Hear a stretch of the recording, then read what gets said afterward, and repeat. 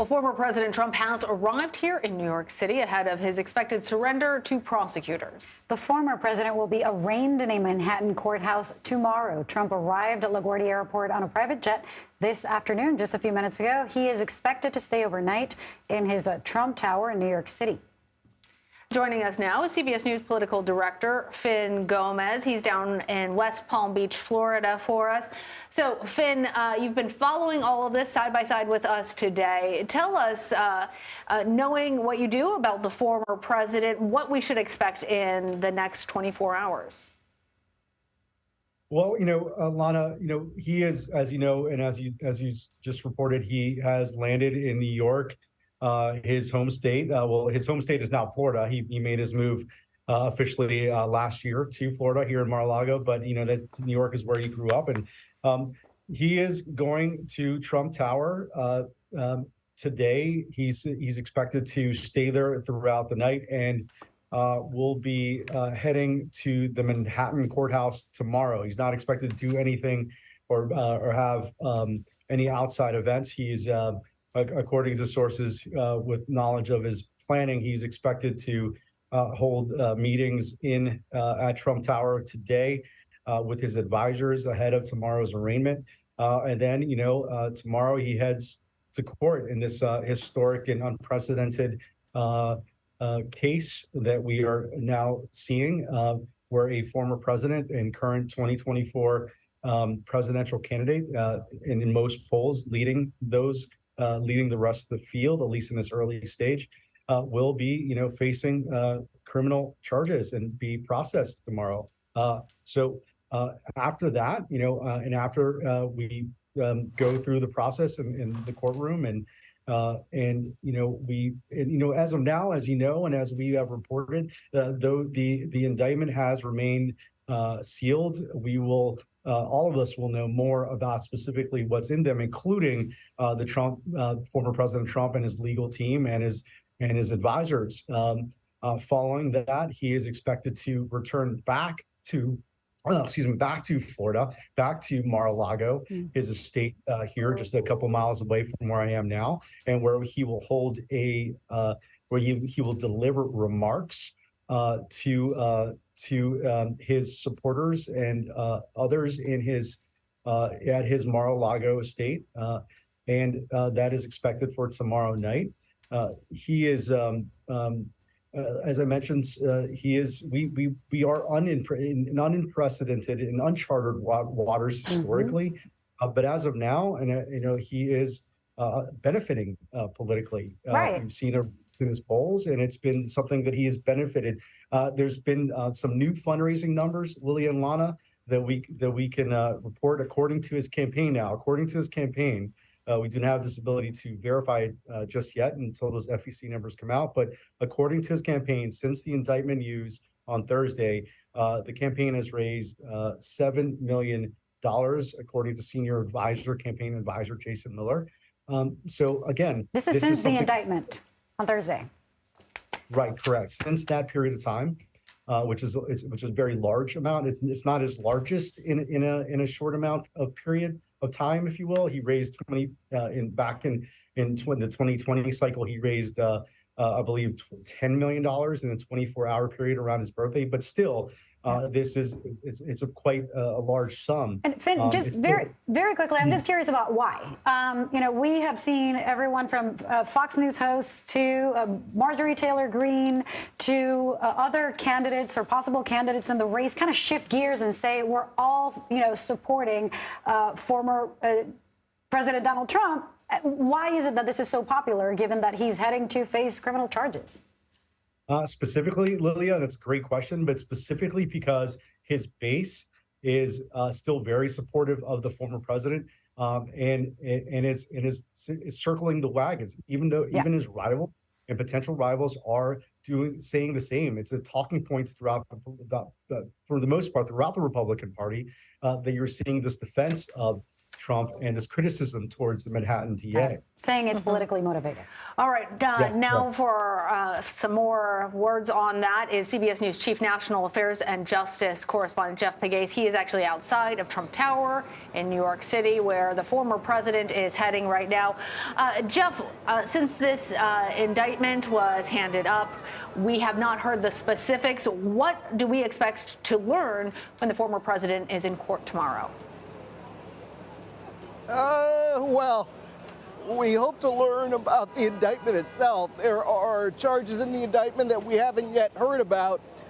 But the thing right now is what the focus is on what's going on outside of Trump Tower. That's it behind me, going about 60 stories up. And around it here on the ground, obviously you can see an MTA bus here for New York City blocking some of the view. It's hard to see, but but if you who's look there? beyond this bus, well, exactly. To you, it might not feel like there are people here, but to us, it took me a while to get to this spot because of the crowd that is gathered. Now, listen, this is New York City, where you expect large crowds. I mean, they'll come out to see just about anyone, but on this day, some are here to cheer former President Trump. Others are here to jeer former President Trump. And so you have crowds on both sides of this issue. Now, what police are going to watch out for, they're going to try and prevent any sort of clashes. That's what you want to avoid in a situation like this. And hopefully it will be peaceful.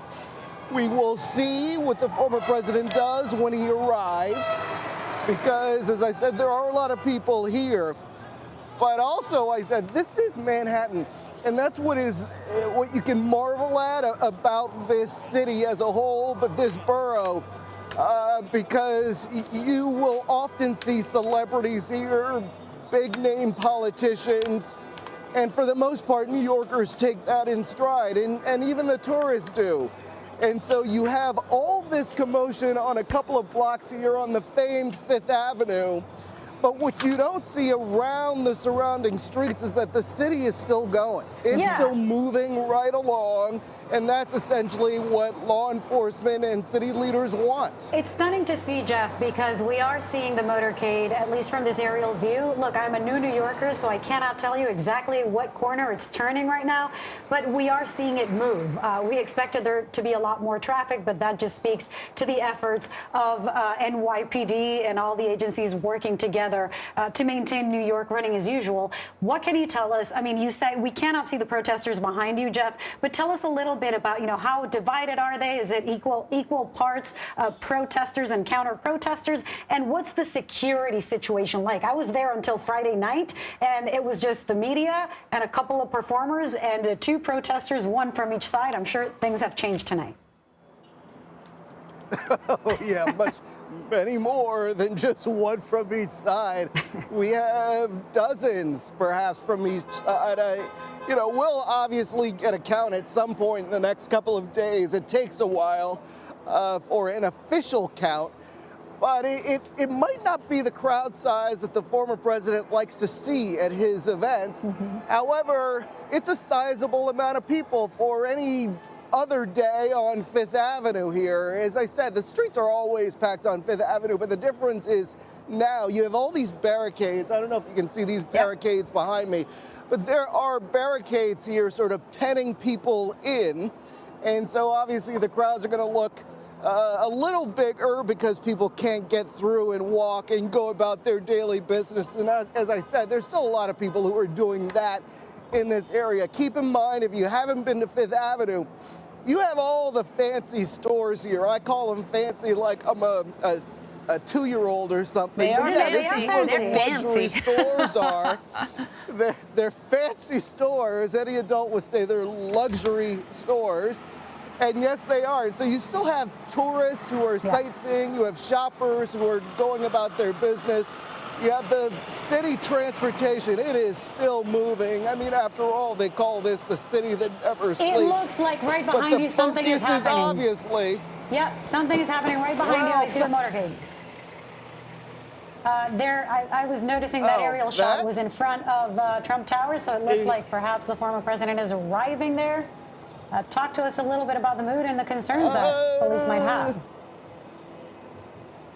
I don't see a motorcade from where I'm standing, but perhaps you have a different vantage point than I have. Well, it is, you know, Jeff, actually, coming around the corner, then. It's an interesting point, though, that we were remarking on earlier, that this looks in many ways like a presidential motorcade, but in many ways it is not. There is not a press van that's accompanying the former president. Traffic is not stopping, and the streets are not cleared in the way that they used to be. We're looking at an aerial shot right now of the motorcade stopped in a way that we don't have any editorial on just yet. It's possible that this is behind the building, that it's not that they're coming in behind a separate entrance. But Yeah. in the meantime, Jeff, I think one of the things that, you have so many police sources. If you can talk to us a little bit as we decipher what's happening here in the picture, what are the main concerns that law enforcement have at this point, given what is about to happen in just a few hours tomorrow? Well, there are numerous concerns, and in part because about 2 weeks ago, the former president, he was the one who announced that he was going to be arrested, indicted, and then he put out this call to his supporters and in some ways stirred things up, riled people up. And so what law enforcement and intelligence analysts were seeing online, typically social media is what they looked at, was this kind of chatter that's disturbing. Now, it could be any number of things. The issues that they really focus on is whether someone is moving from talk to action, actually going and purchasing some sort of weapon. I don't want to get too into the details here. However, that's what they're looking for. They're looking for people who say something and then carry out steps to make that, whatever it is, come to fruition. And so those are the kinds of things that they're looking for. Also, they have been looking over the last several days to see if any large groups form, if they ask for permits, because you have to have a permit to do a demonstration. And what we've seen to this point is they have not seen that. So they've seen very little organization around these sorts of demonstrations, and that is the kind of thing that is encouraging. It's unlike what they saw leading up to January 6th. However, in law enforcement, there is always this concern, and here's what they will tell you. They will say, we have to be right every single time, but the people, the criminals who carry out these acts, they only have to get it right once. And so you can plan as much as you want. You can look at the chatter online. However, the variable that is always unpredictable is someone who is acting alone, who's not part of a group, who other people have no contact with. And so that's what they're looking out for. However, all that said, we should also add that law enforcement has told us repeatedly over the last couple of weeks that they have not seen any specific or credible threats. Yeah.